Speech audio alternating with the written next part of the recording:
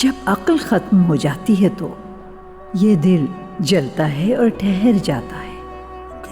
जिस दिन मैंने तुम्हें शादी की पेशकश की थी, मैंने कहा था साथ जिंदगी गुजारेंगे।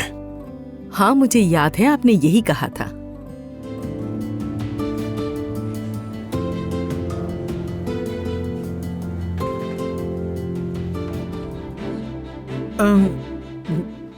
ठीक है, शुक्रिया बेटा, तुम अपने काम पर ध्यान दो। तुम कंपनी में मुश्तरका प्रोजेक्ट पर काम कर रही हो, लेकिन परेशान होने की जरूरत नहीं है। मैं जल्द ही लंदन वापस जा रहा हूँ। मुस्कुराइए। हाँ अच्छा, चलो अब तुम लोग यहाँ खड़े हो जाओ, मैं तुम्हारी तस्वीर लेती हूँ। अरे तुम यहाँ क्या कर रही हो? हटो सामने से, हटो जरा। इसे जरा दाएं बाएं घुमाओ ना।